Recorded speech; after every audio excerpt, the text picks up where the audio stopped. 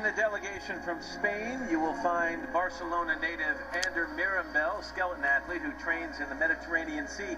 Bob, he simulates starts on his boogie board. There is Juan Antonio Samaranch, who was the former president of the IOC.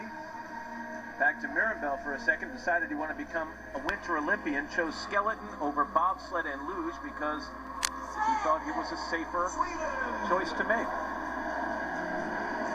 Next is Sweden, very strong winter tradition, defending gold medalist in men's hockey, now lurking as a threat behind Canada and Russia. Their flag bearer is Peter Forsberg, the former NHL star who won 2 Stanley Cups as a member of the Colorado Avalanche on 2 Olympic gold medalist teams in '94 and in '06.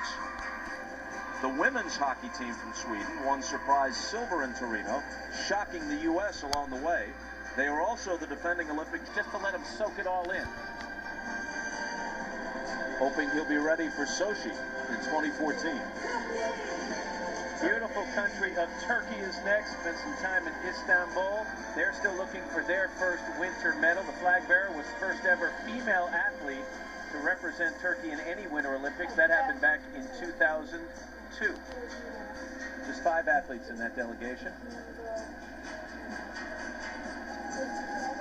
Have we made note of the fact that the Aboriginal people have been dancing continuously now, welcoming these athletes for the better part of what?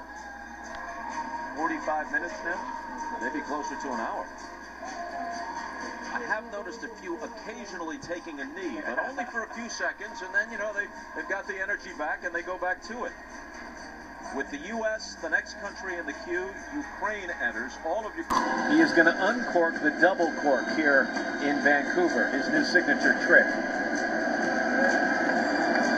He seems to cut across all lines. Kids who are attracted to the X Game type of events are drawn to him, but your mom likes him too.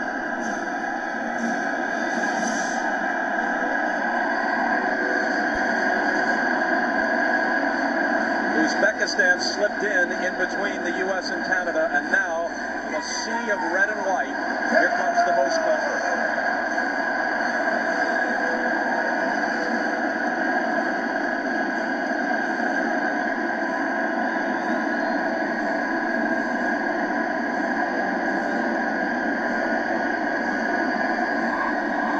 The Canadian flag bearer, Bob, Clara Hughes, is wearing a different hat, you'll notice, than the other athletes.